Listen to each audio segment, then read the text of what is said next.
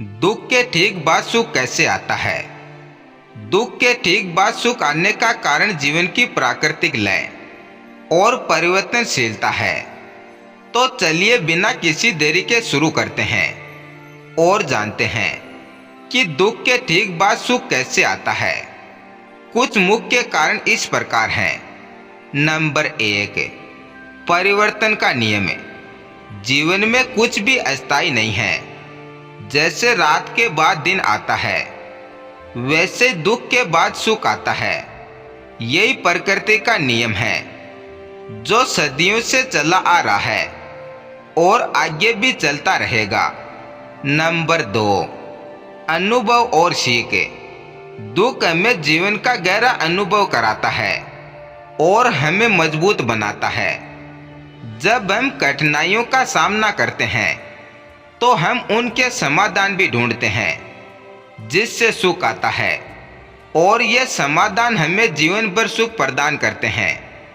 क्योंकि आगे जीवन में कभी भी कोई भी बुरी परिस्थिति आती है तो हम उसका समाधान पहले ही निकाल लेते हैं और हमेशा अनुभव और सीख के साथ हम सुख की अनुभूति करते रहते हैं।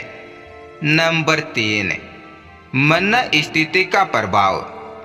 जब हम दुख सहते हैं तो हमें सुख की कीमत समझ में आती है और हम छोटी छोटी खुशियों को भी महत्व देने लगते हैं, जिससे हमारा आगे का जीवन हमेशा खुशियों से भरा रहता है और हम सुखद जीवन जीते हैं।